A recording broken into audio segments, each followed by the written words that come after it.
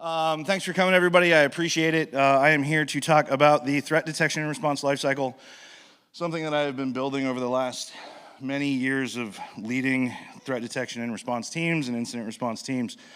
I am Sean. I am the Director of Threat Detection and Response at ZoomInfo. I've spent about 20 years in IR, which many people who have done this would call absolutely insane. 10 of those I've been doing building and running teams for it. I'm very much a former podcast host, conference speaker. Used to do it a lot. I'm a recovering extrovert and a current hermit and bird photographer. I do not have Twitter anymore for a lot of reasons. However, if you look up Understudy77 on Instagram, you can see pretty bird pictures. So by all means, feel free.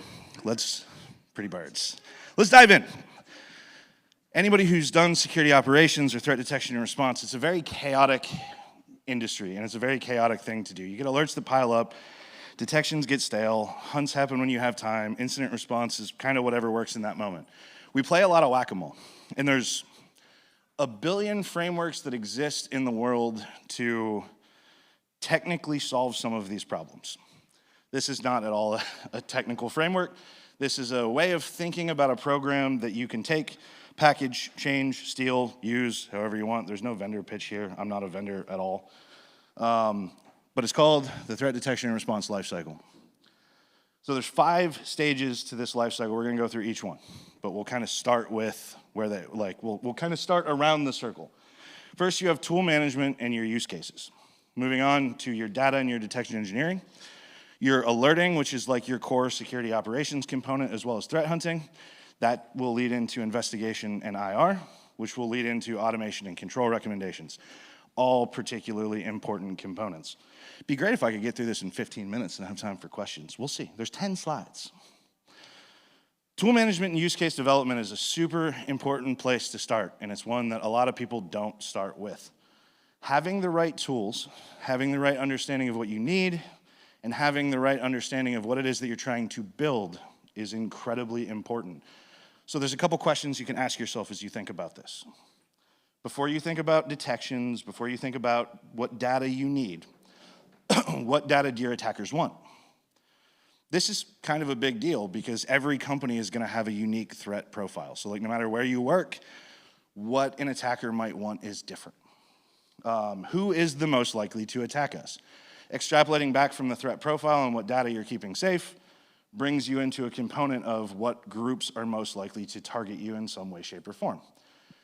That will take you to what attacks we need to detect.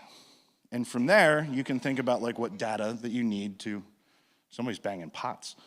From there, that will take you to what data you need to detect those attacks.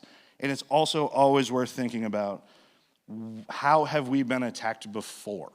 So what has happened? What does our history look like? What matters? Why does it matter? And all of that. This is the first stage in building any threat detection and response program. And this is the first stage, and we'll get to it at security operations, to not make security operations hell. Moving on, data architecture and detection engineering. So I break these into 2, and everything in here is kind of broken into 2, but data considerations and a few things to think about as you pull in data. Normalizing that data into a common schema. To appropriately search across multiple data types, you want to normalize your data into a common schema so that regardless of whether or not you have EDR or firewall or VPN or Okta or whatever, you can search across logs for that.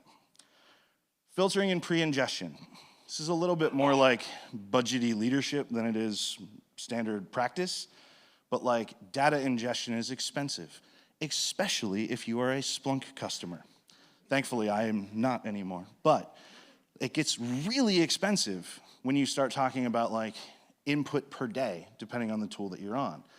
So pre-ingestion pipelines become super valuable. And you don't need most data for everything, and we'll get to that in just a second. And then retention based on your use case. So data in any organization serves different purposes. And I'm only gonna talk about the purposes that it serves for IR and detection and response. You have data that you need for a detection. When you have a detection, you need that data roughly in real time. It needs to exist quickly, and it needs to be in the system that builds the detections. But you don't need to store it for long because this is feeding real-time detection engines. A lot of detection data you will also need for investigation. Point 2. This is quick access that an investigator will need when making a decision around a piece of data that they have. That data you want to genuinely keep a bit longer, and you want it to be in an easily accessible system. And then lastly, you have data for forensics purposes. This is when we need it, but most of the time we never touch it. A lot of really good things for this. AWS Glacier and cold storage and almost any cloud platform. It's the regulators come, we find a breach late, bad thing happened, we need these logs, but we don't want to ingest these logs because they're massive, like multiple terabytes a day, whatever the case may be. So you stick them into cold storage for that rainy day when you need them. And if you think about data in this way, it helps you think about how you need to build your data architecture of why you're bringing in which data you're bringing in, when, how long you're keeping it, and what that means. Then that takes you into, okay, we have data, we have the tools, we know what our use cases are. Now we need to build detections from that data and those use cases. There's a billion frameworks for this too. I've talked to a couple people this weekend about MITRE ATT&CK, and it's a great framework for this. And I realized somewhere along the line, I stopped using it, and I don't know why. Probably because of this, somewhat. But one of the things that I've always found with MITRE as an interesting framework is let's say initial exploitation, you pick any MITRE attack category. That attack category is going to be, you might have 50 detections for that attack category and 10 log sources that you have to look for that attack category. Most businesses that I've worked with, most people that I talk to, they use MITRE like a scorecard. So ooh, we have one detection for this category. It's green, we're good. That's really not the whole picture that you need to think about. That's exactly why you think about data more holistically. And when you think about what you're looking for, you build it based off the business need rather than just trying to check mark a common framework. But something that's really important about detection, I have always thought about detections like this. Mileage varies depending on the person doing it, but there's 3 things that I consider when looking at detections. This is in the detection creation process. We have the use case, we have the data. For a detection to be valuable, you need to consider its fidelity, its frequency, and its impact. Fidelity is its true positive to false positive ratio. So how often when this fires, is it a good signal versus is it a junk signal? And can we remove the junk signal? We could go back and forth about true positive, false positive, what that means. For me, largely, it means it's investigatable. And I think that goes a long way. If an alert fired 100 times and it was true positive every time, you probably have a greater security problem at your company than, otherwise.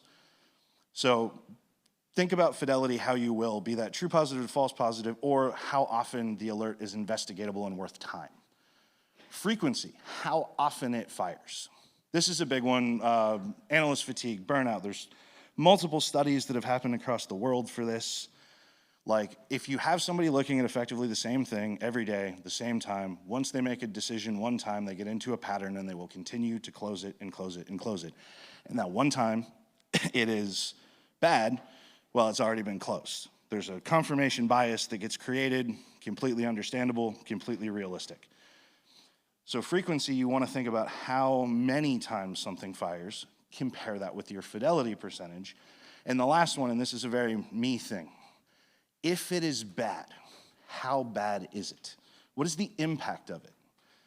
And that's a really important, that's where we go back into the business risk component. If it is access to customer databases or access to crown jewels, I might accept a little lower fidelity and a little higher frequency. I also might try to automate something, but we'll talk about that in a bit. But if the impact is high, that means it's a very important thing as an organization, and we need to figure out a way to address that. If you do these first 4 things appropriately, security operations doesn't suck. And that's really the trick. Security operations is a rough place to work. 20 years IR and TDR and SecOps. Security operations is a rough rough place to work. We bring in oftentimes the most junior people. We give them a playbook and a button to click. We don't want them to learn. We don't want them to grow. And we don't treat them with any common respect. And I would argue that security operations and vulnerability management are two of the most important security programs in an organization. Period, full stop, anytime. Meaning you need to have people in there who know what they're doing, with experience, with capability, and you need to have people in there who can grow and learn. But in order to get those people and to have that kind of organization, you really have to make that job not suck. So, if you do it right, you get high-value indicators from your alerting, you get proper prioritization, and you get analysts that aren't buried. When those analysts have time, they get to do more stuff, like threat hunting. Threat hunting is like a huge meat of a threat detection program. Because alerts are, we did a threat hunt, we know this use case, we think this thing, we've been able to fine-tune it down enough to be a valuable indicator that we will look at it every time. Threat hunting is for everything else. I don't know what this means. This news article came out. I have this hypothesis. There's a couple different ways to do it, right? Anomaly-based threat hunting, anything that's outside your standard baseline. Hypothesis-based hunting. I hypothesize that someone may attack us this way.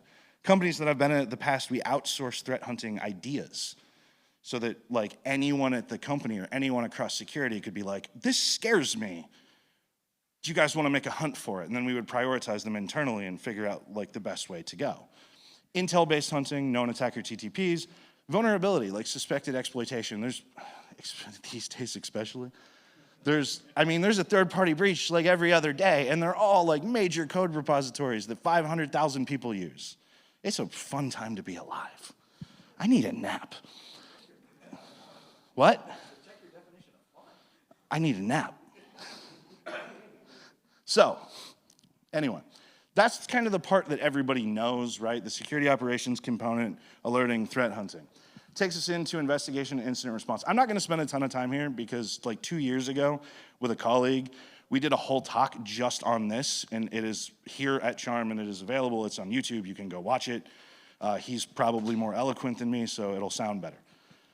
But we'll go over this real quick. We built this thing called the action group model for incident response. It's basically just a logical framework to do incident response through to end, asking the questions that you need to ask in a way that we need to.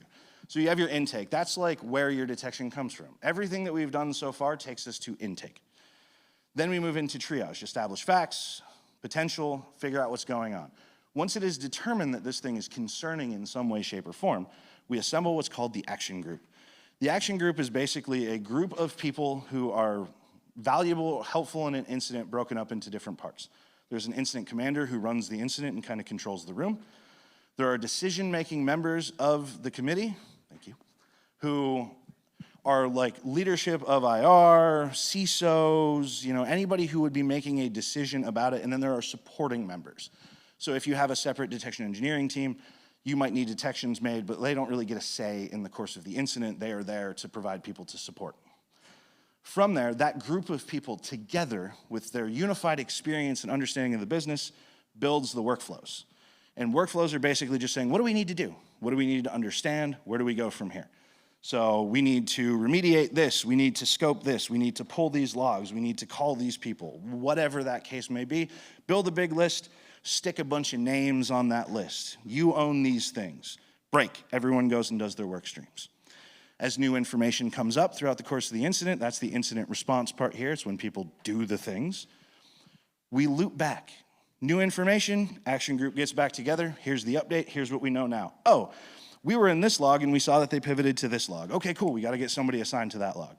Oh, we have more remediation to do. They had system access that we didn't know was there. Complete that circle over and over again until you close out.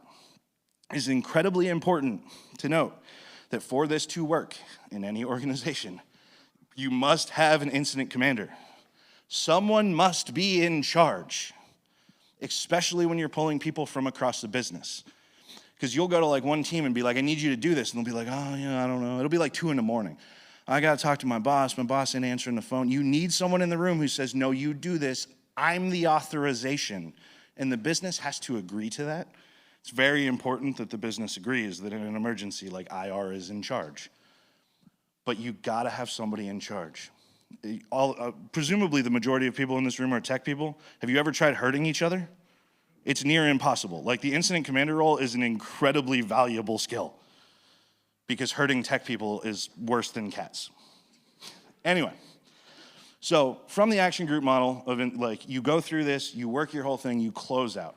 Then you do your lessons learned, your after actions, which will take us into our lessons learned and our after actions. Automation and control recommendations. I'm a big believer in automation. I'm not going to talk about AI. You can absolutely use AI to do this. I do when it makes sense. But I think like there's like 40% of the talks this week are AI talks, so I'm not going to talk about that. What I will talk about is what do you automate? Throughout the whole process, have you identified any busy work that exists? Any repetitive manual tasks, any data enrichment that would have sped up investigation, any ticket creation and routing that kind of fell through the cracks, any common response actions. Big one for anybody in Okta, I've dealt with this multiple times. Somebody gets unauthorized access to Okta. You reset the Okta password. They hit 4 apps. None of those apps reset sessions. So resetting an Okta password doesn't affect the sessions at the apps that you hit. Okta's just doesn't work that way. Some apps it does, some it doesn't. Do you know which ones? Can you automate that in a meaningful way so that when you hit one button, it kicks everybody out instead of being like, oh, I think I got them everywhere, but I'm not sure. Automation is incredibly important, especially as I think like in the coming years, and we're seeing it a lot now, like security teams are getting leaner and leaner. They have less and less people. They're going to hire less and like the days of like 30 people SOCs other than like MSSPs are mostly gone. Like internal orgs are small. So like automation is a way that we stay above the work and do the important work. And then control recommendations. This is a really important part of IR that people miss. And I was an IR consultant for like 6-7 years. And we had a saying that we used to tell customers all the time. Never let a good breach go to waste. There's never a better time for a company to listen to you as a human being than when there is a breach or an incident of some sort that the executives care about. So when you come out of this, you should have lessons learned, things that didn't work well, things that affect way more than security. Genuinely anything like, and I like to do a t-shirt size with this, and t-shirt kind of a size does time, cost, effort, impact, the whole works on t-shirts. Like small things, TDR quick wins. Hey, we didn't have a detection for this, let's make one. Cool, great. Medium, something that can largely be handled within security. We need to onboard a new tool, roll something out. We need to adjust log sources that we're getting in. It'll take a bit more time. We can't do it in a day, but. And then large, company-wide changes. I'm gonna stay with my Okta example because I like it. Phish-resistant MFA, right? Biometric authentication. That is a company-wide change that will take time and buy-in and a lot of stuff. And there's never a better time than after you have a phishing incident to say, hey, we should do this as a company. This would be great. Well, depend what competitor. Anyway, so all of this then feeds directly back into stage 1. You have new detections. You might have new data architecture and questions that you need to go through. You might have somewhere in that chain detected an attack that you didn't realize was a thing in some way, shape, or form. And now you have to like reassess the whole program. And this, you're constantly reassessing the program. And that's like the most important part and component of it. I cannot believe that I nailed this on time. Not gonna lie. I didn't practice this at all. And I made the slides with AI, so I really barely knew what they said. Anyway, take it, adapt it, make it yours. Like seriously, this is something that we built because it works, and it's worked at 2 places that I've been at. Change it if it works for you. If you can't make it work in your organization, don't. It's cool. But if it is useful to you, take it and use it and have fun and go stop bad stuff. That's it. I'll take questions. Yeah, go ahead. I can make the slides available. Please do. I will do that. Did somebody back there tell me how to do that at some point, like where we can share them? You had one too? Yeah, go ahead.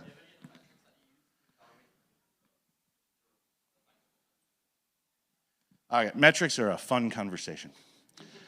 There are a lot of different metrics to do a lot of different things, and most of them are crap.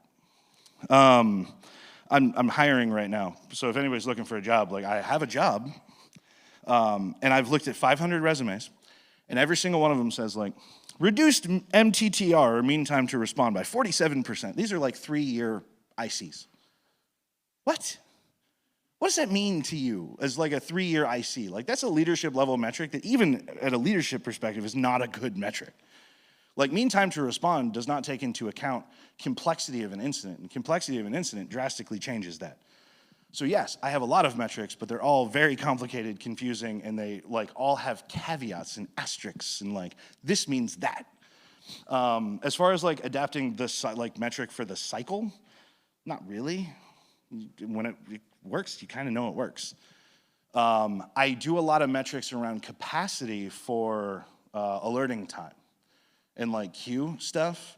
And I have a whole mathematical equation and statistical equation to do capacity modeling based on team availability, alert volume, and an idealized in triage time, which I will totally talk to you about later. I did a whole talk on that at one point. Like I can't do it in the next 3 minutes. Go ahead.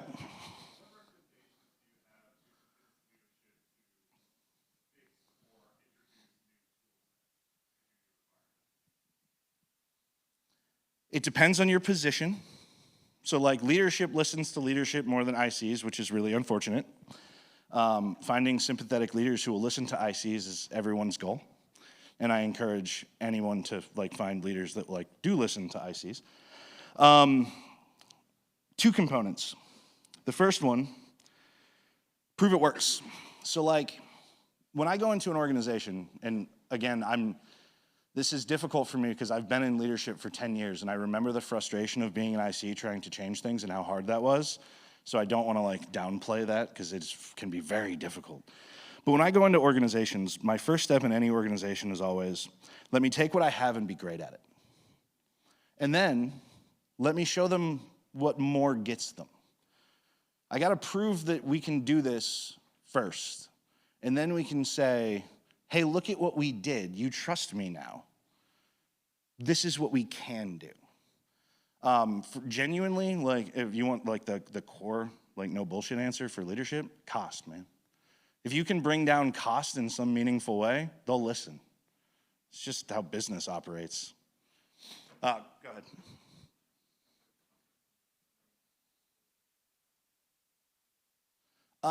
It depends on the log source. Yeah, process on determining filtering on log sources, right? It depends on the log source, and it depends on what portions of the data that you need. So like, a good example, like, I'm not a Windows guy at all, like I'm Mac and Linux. But if you're pulling in Mac and you have like Jamf on your workstation, you will likely want to filter out Jamf activity, other than some very specific Jamf activity if somebody like compromised Jamf. General update traffic you might want to filter out depending, given how many updates are being compromised lately. I don't know anymore. But like it really is like a use case by use case, log source by log source basis of what that data is going to tell you and what normal is in that data that can be removed in some meaningful way. You had one too. All right, my favorite slide is number 2. Okay. Okay, but there's a comment I have a question on. Please. So, we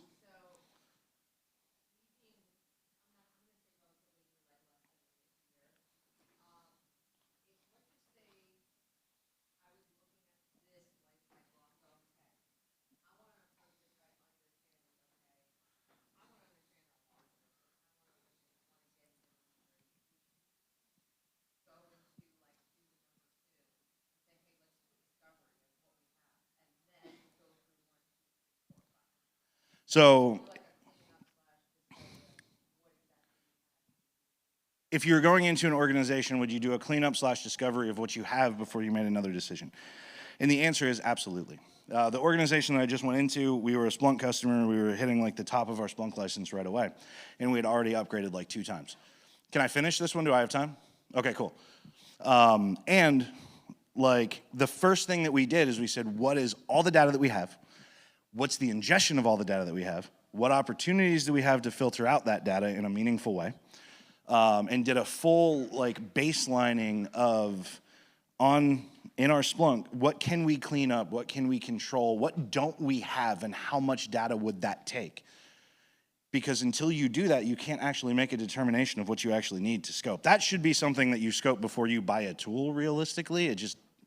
I tend to go into organizations that like are struggling, and then I make them not struggle. That's my favorite thing in the world to do.